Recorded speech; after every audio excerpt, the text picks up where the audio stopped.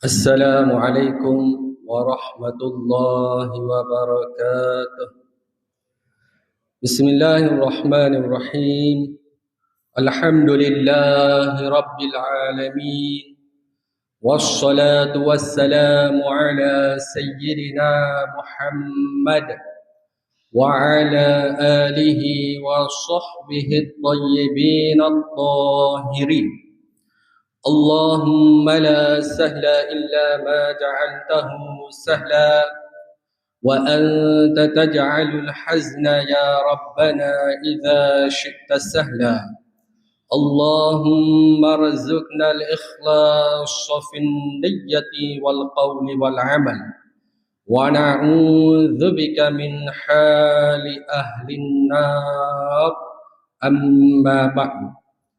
Muslimin muslimat rahimakumullah, saya mengingatkan diri saya dan para jemaah, khususnya yang berada di dalam masjid dan yang sedang menonton secara online, sama ada TikTok ataupun Facebook.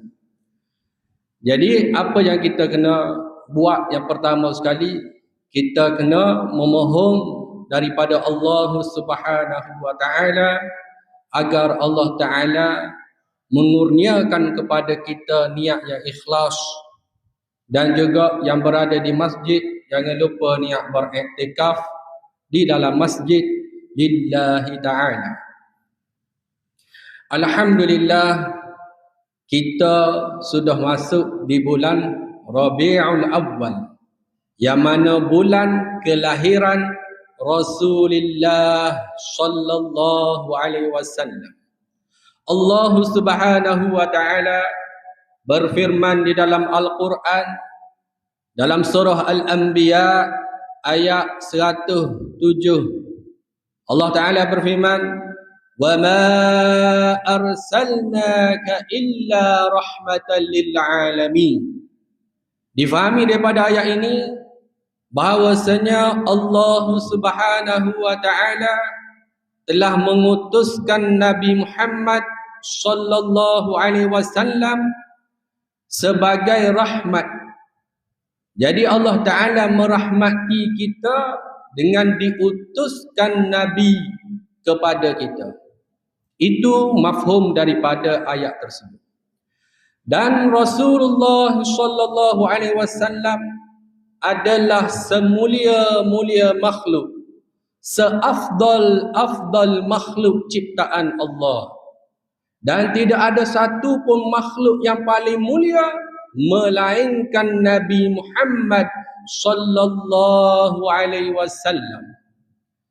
Dan juga Allah Subhanahu wa taala telah memuji baginda di dalam Al-Quran dalam surah Al-Qalam ayat yang keempat. Allah Ta'ala berfirman, "Wa innaka la'ala khuluqin 'azim."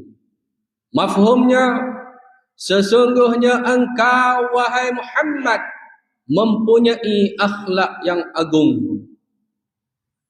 Jadi Rasulullah sallallahu alaihi wasallam akhlaknya akhlak yang agung.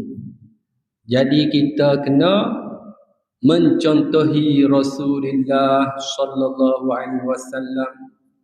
Dan di bulan Rabiul Awwal kita menyambut sambutan Maulidur Rasul, yang mana kita sambut setiap tahun. Kerana apa? Kerana untuk menzahirkan cinta kita kepada baginda Nabi sallallahu alaihi wasallam. Kerana kita dituntut, difardukan ke atas kita, wajib ke atas kita mencintai Nabi Muhammad sallallahu alaihi wasallam. Dan Allah Subhanahu wa taala berfirman di dalam Al-Quran dalam surah Ali Imran, qala Allah Ta'ala, "Qul in kuntum tuhibbunallaha fattabi'uni yuhibbukumullah wa yaghfir lakum dhunubakum wallahu ghafurur rahim. Shadaqallahul azim. Mafhumnya Allah Ta'ala berfirman, katakanlah wahai Muhammad, jika kamu benar-benar mencintai Allah, maka ikutilah aku, yakni Nabi Muhammad sallallahu alaihi wasallam. Nescaya Allah meredai dan mengampuni dosa-dosa kamu. Dan Allah Maha Pengampun lagi Maha Pemberi rahmat. Subhanallah. Kalau kita cinta kepada Allah, maka kita kena ikut Nabi. Dan Rasulullah sallallahu alaihi wasallam bersabda, la yu'minu ahadukum hatta akuna ahabba ilaihi min walidihi wa waladihi wan nasi ajma'in. Rawahul Bukhari. Mafhumnya kata Nabi, tidak sempurna iman seseorang di antara kamu selagi mana aku lebih dia cintai daripada bapaknya, anaknya dan sekalian manusia. Jadi kalau ada orang dia masih lagi sayang bini dia lebih daripada dia sayang kepada Nabi, belum sempurna iman. Kerana kita kena cinta kepada Nabi lebih daripada kita cinta kepada sekalian manusia. Barulah sempurna iman kita. Dan jangan kita pedulikan tohmahan. Bila masuk bulan Rabiul Awal, maka ada satu golongan yang mana mereka benci orang sambutan Maulidur Rasul. Mereka kata siapa sambutan Maulid Nabi, dia kata bid'ah, dia kata haram, dia kata masuk neraka. Kerana dia kata Nabi tak pernah sambut hari lahir dia, kenapa kita nak sambut? Itu je dia. Sedangkan di tanah Melayu kita, para mufti, sultan-sultan, jabatan-jabatan agama, jabatan kerajaan mengadakan sambutan Maulidur Rasul. Kita buat apa? Perarakkan. Tiba-tiba dia kata haram, masuk neraka.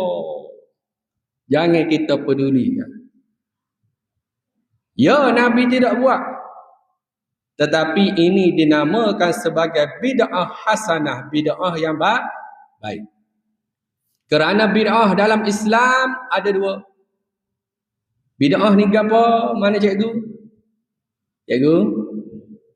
Tak nampak muka cikgu.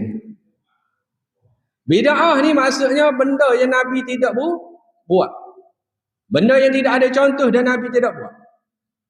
Dan benda yang Nabi tidak buat ni terbahagi kepada dua.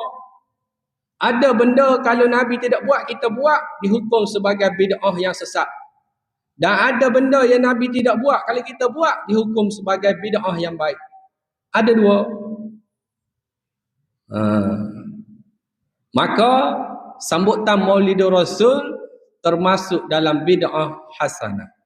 Tak usah bahas pasal bid'ah malam ni, panjang. Tajuk yang diberi pada malam ni adalah mengenai Makkatul Mukarramah, Kaabah, masyarakat jahiliyah dan Hanifiyah. Malam ni saya nak bahas mengenai sejarah pembinaan Kaabah.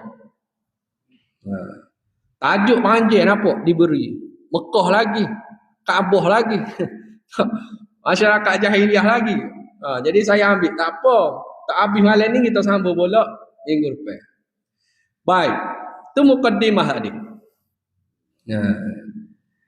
Sejarah pembinaan Kaabah. Kaabah ni apa dia? Baitul Haram, Baitullahil Haram. Itu makna Kaabah. Kaabah ni Baitullahil Haram. Kalau terjemah zahir, rumah yang dimuliakan. Baik. Dah begitu juga masjid. Orang panggil apa? Baitullah. Tapi kena faham molek. Baitullah, setengah orang dia terjemah secara literal, dia kata rumah Allah. Maka bagi orang yang jahil yang tidak belajar ilmu akidah, dia kata Allah duduk dalam Kaabah. Dia kata Allah duduk dalam masjid. Ini bukan akidah Islam. Siapa yang meyakini Allah berada di suatu tempat, maka dia tidak dikira sebagai beriman.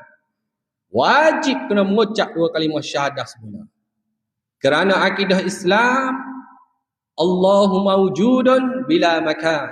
Allah ada tanpa tempat. Baik.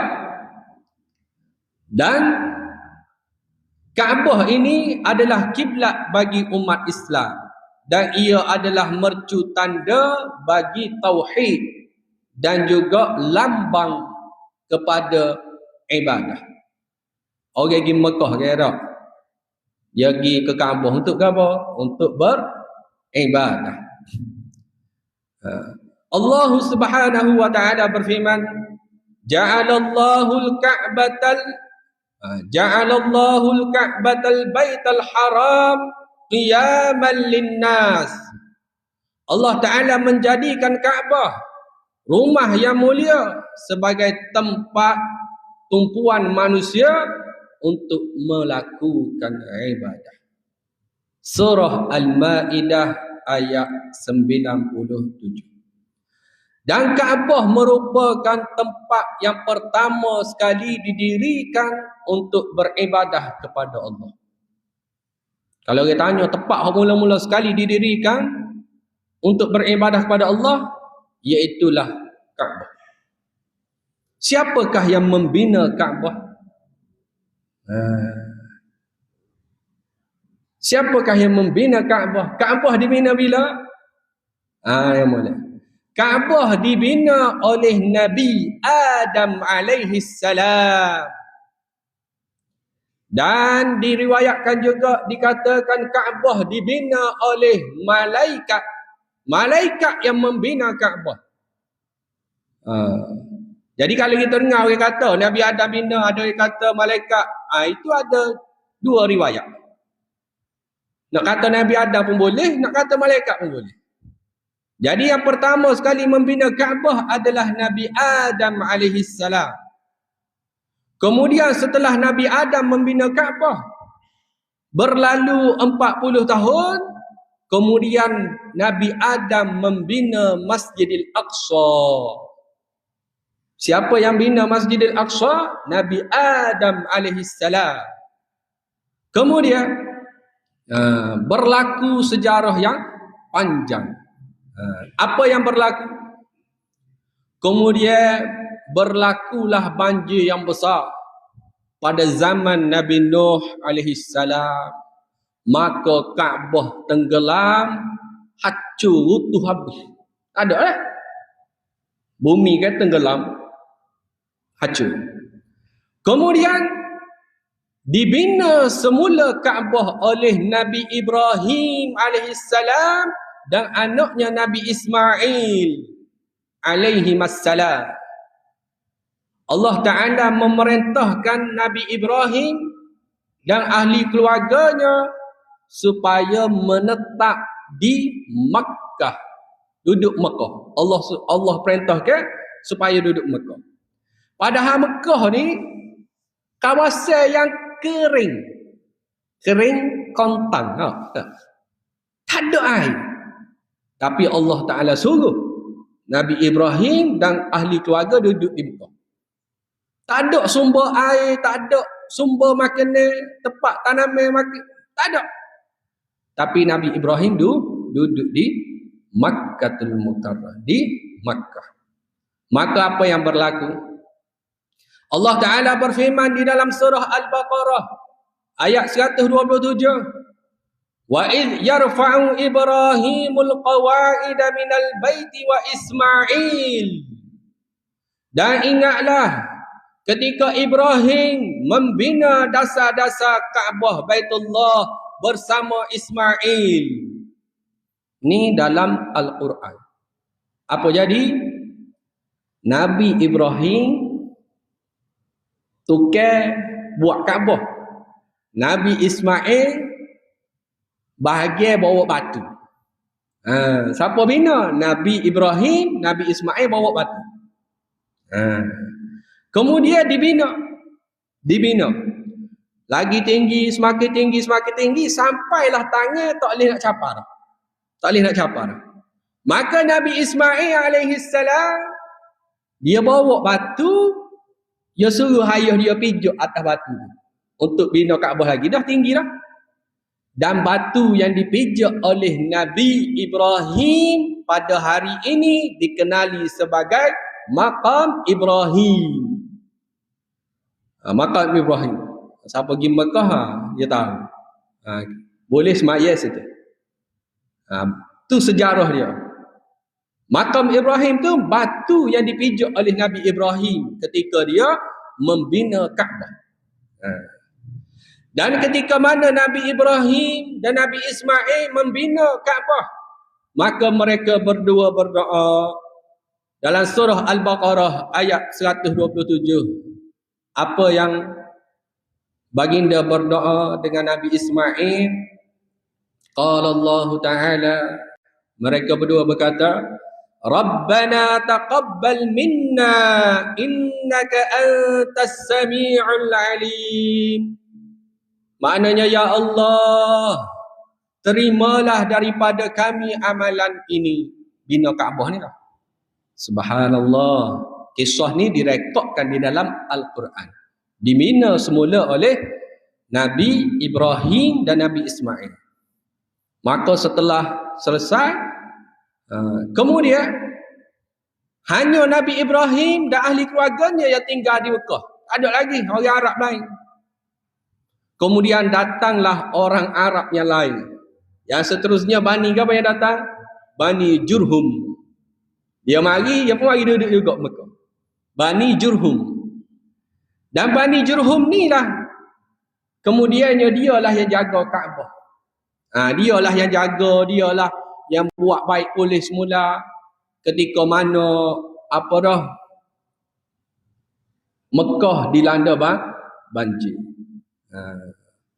Kemudian tahun demi tahun berlalu, maka yang membina Kaabah semula adalah Quraisy.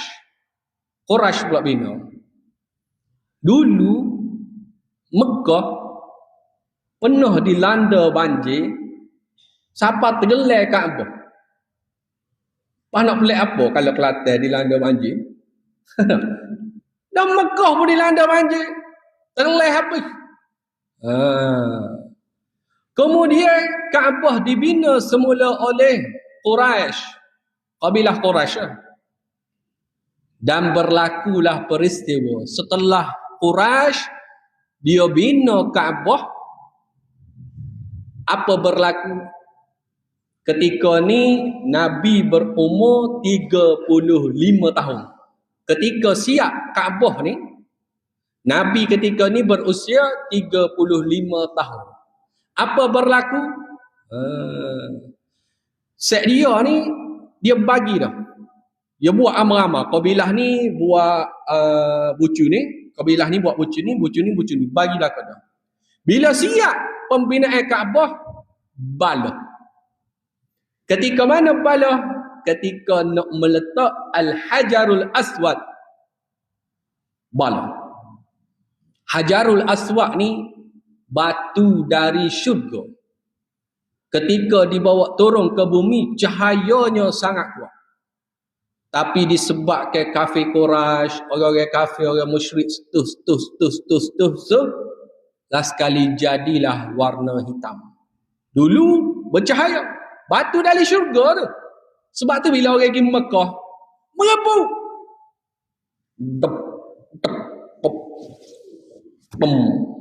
Oh, lotup. Wah, tak cara. Oh, sebab apa?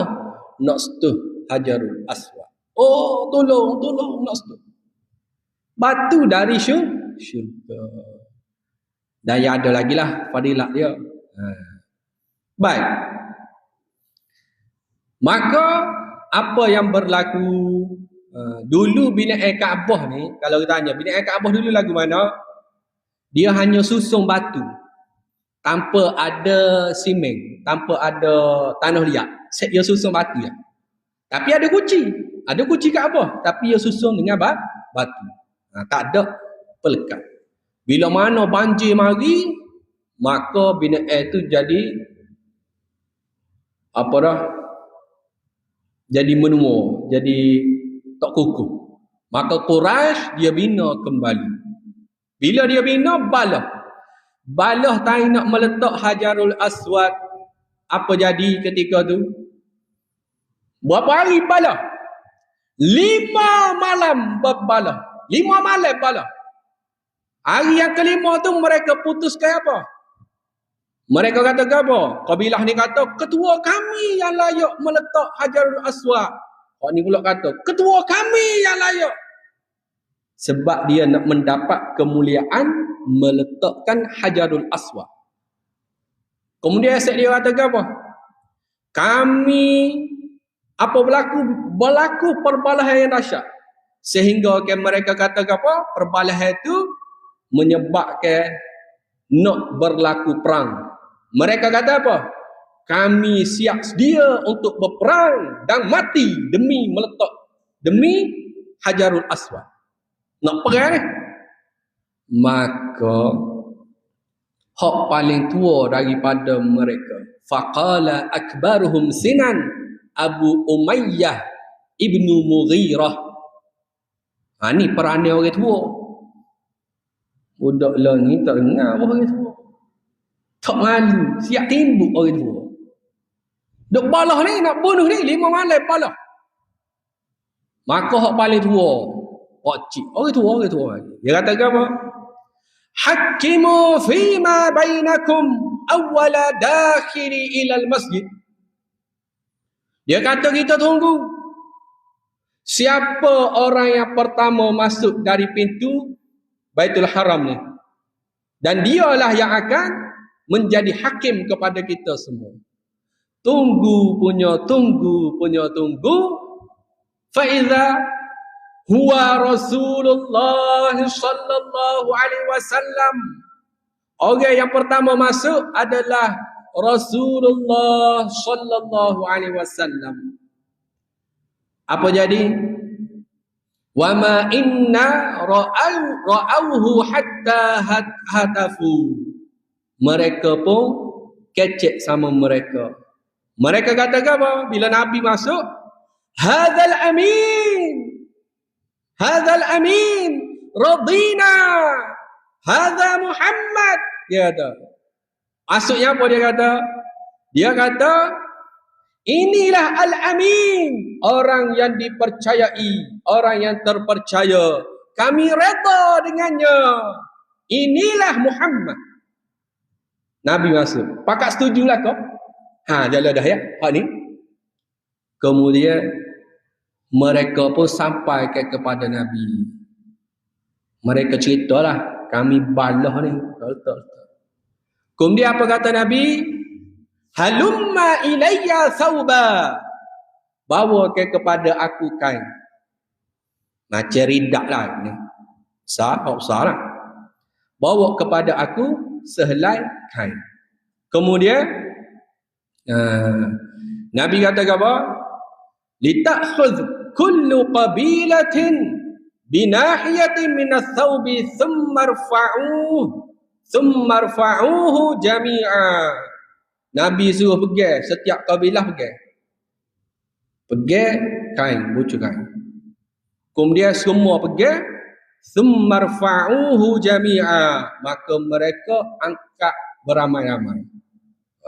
Angkat.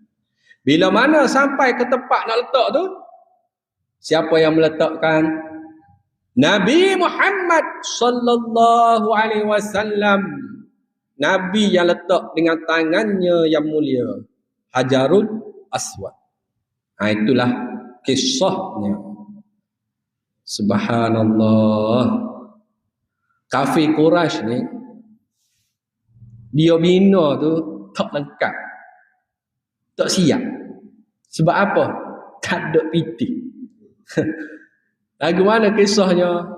Kafir Quraisy ni, dia berazam untuk membina semula Kaabah dengan duit yang halal.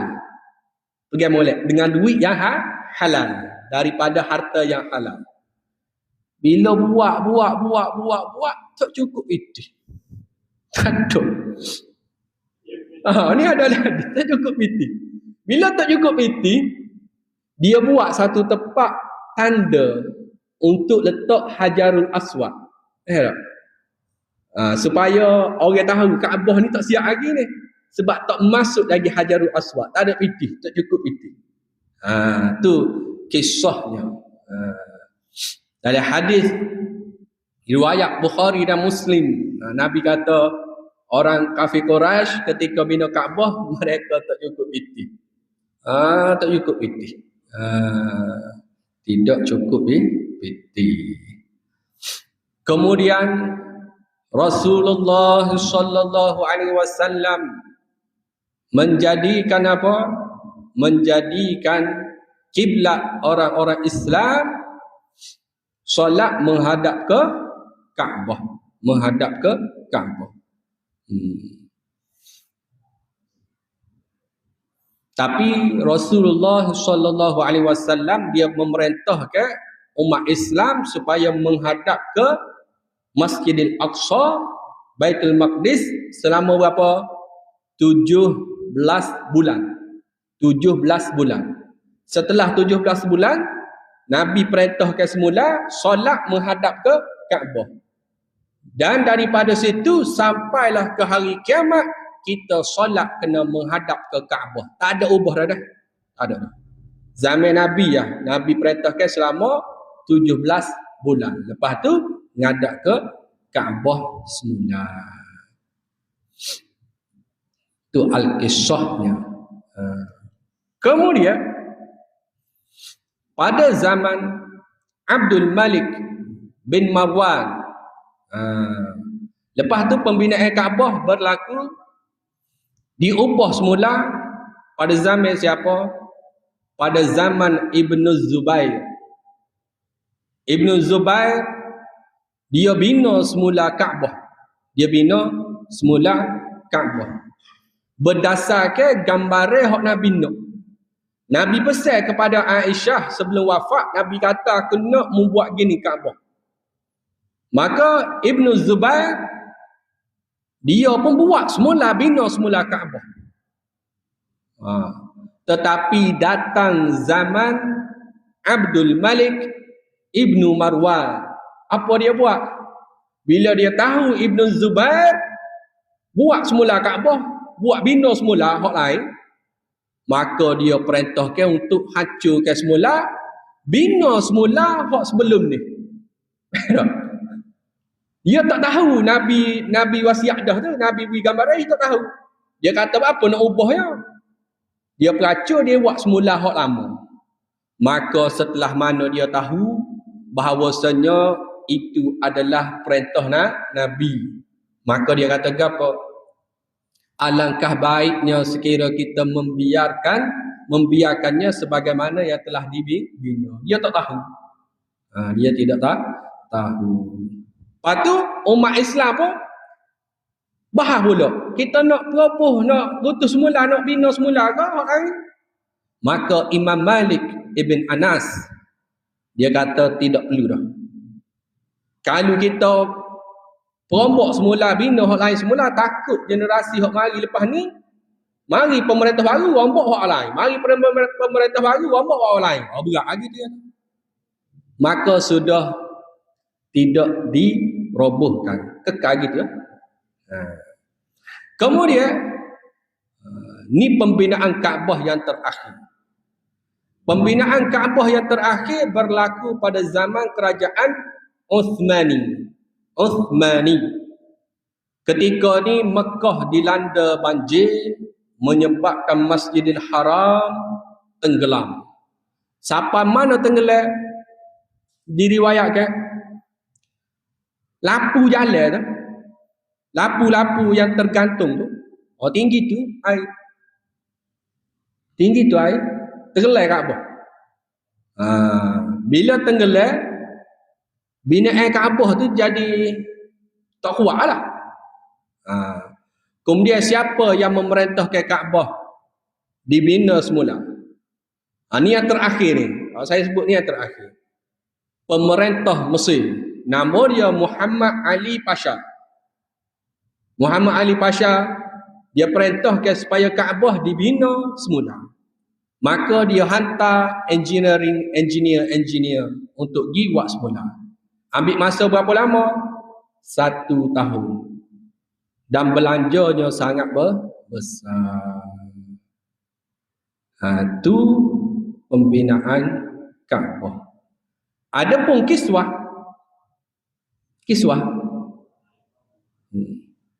Dulu tak ada kiswah, tahu kiswah?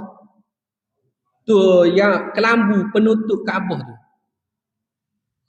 Siapa orang pertama yang buat kiswah? Orang pertama, dia ni raja. Raja di Yaman pada zaman jahiliyah. Dia ni raja. Dia orang pertama yang membuat kiswah, mengkiswahkan Kaabah, letak kelambu. Dia orang pertama. Dia buat ni 700 tahun sebelum pengutusan Rasulullah sallallahu alaihi wasallam. Dialah orang yang pertama. Nama dia apa? Tubba'an. Itu nama dia, Tubba'an. Tubba'an. Dia orang yang pertama yang meletakkan kiswah di Mekah, di Kaabah. Habis. Baru pasal Kaabah. Pasal Kaabah. Jadi kita bahas mengenai jahiliyah untuk kuliah akan datang. Jahiliyah yang pertama berlaku di atas muka bumi ini bila? Kekufuran yang pertama berlaku di muka bumi ini bila? Pada zaman Nabi Adam semua Islam. Pada zaman Nabi Syith Islam. Setelah zaman Nabi Nuh. Kena ingat semua para Nabi ini beragama Islam. Tidak ada seorang Nabi pun yang membawa agama Yahudi, Nasrani, tak ada. Semua Nabi beragama Islam. Semua Nabi menyeru manusia kepada 2 kalimah syahadah. Nabi Adam, Ashhadu an la ilaha illallah wa ashhadu anna Adam Rasulullah. Umat Nabi Nuh, Ashhadu an la ilaha illallah wa ashhadu an Nuh Rasulullah. Umat Nabi Musa, Ashhadu an la ilaha illallah wa ashhadu anna Musa Rasulullah. Semua mengajak kepada 2 kalimah syahadah. Maka tidak ada seorang Nabi pun yang beragama Nasrani, Yahudi, Yillah. Jadi semua beragama Islam. Semua mentauhidkan Allah. Pada zaman Nabi Adam semua Islam. Zaman Nabi Syith ni anak Nabi Adam, semua Islam. Kemudian zaman Nabi Idris berlaku kekufuran yang pertama di atas muka bumi. Kufur, kalau orang tanya kita, syirik di atas muka bumi ni berlaku yang pertama sekali berlaku bila? Berlaku pada zaman setelah zaman Nabi Idris. Apa yang berlaku? 5 orang soleh. Suwa', Yaguth. Saya tak ingat. Ada 5. Ni dalam Al-Quran. Mereka ni setelah Nabi Idris wafat. 5 orang ni orang soleh. Kalau kita kat tu wali lah. Tu wali 5 orang ni. Masyarakat ni sayalah dia. Saya. Bila 5 orang ni mati, generasi ni mati jugalah. Mari generasi anak cucu cicit ni. Mari generasi anak cucu cicit ni, maka iblis mari ketika ni. Ini kufur yang pertama berlaku di atas muka bumi. Iblis mari bertemu dengan anak cicit ni, dia kata apa? Dia kata binalah. Mula-mula dia mari kepada generasi yang kematian 5 orang ni. Pakat sedih lah orang soleh 5 orang ni mati. Kemudian iblis mari, iblis kata apa? Binalah patung mereka berlima. Maka mereka pun buat patung 5 orang ni, orang soleh 5. Maka generasi pembuat patung ni pun mati. Mari generasi anak cucu dia.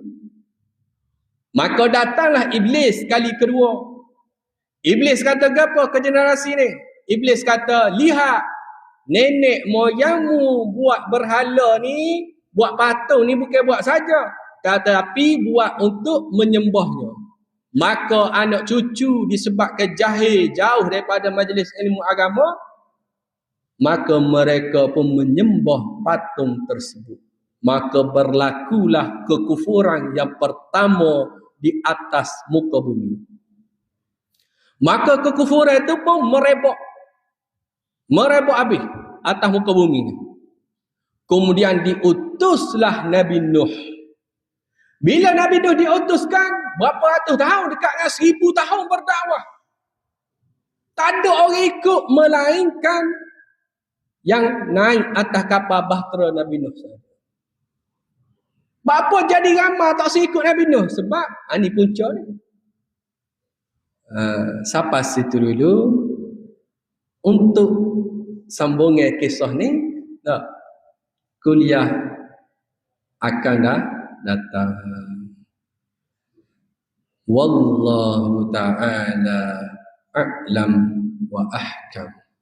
Kita tahlil 3 kali, kita salawat 3 kali. La ilaha illallah, la ilaha illallah, la ilaha illallah. Allahumma salli ala sayyidina Muhammad وعلى آله وصحبه وسلم. اللهم صل على سيدنا محمد وعلى آله وصحبه وسلم.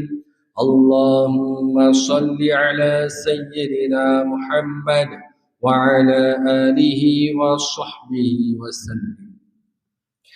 الحمد لله رب العالمين، والصلاة والسلام على أشرف الأنبياء والمرسلين وعلى آله وصحبه الطيبين الطاهرين. اللهم اغفر لنا وارحمنا، اللهم يا أرحم الراحمين، يا أكرم الأكرمين، اجعلنا من المخلصين، وجعلنا من الذين يستمعون القول فيتبعون أحسنه، وجعلنا من الذين لا خوف عليهم ولا هم يحزنون.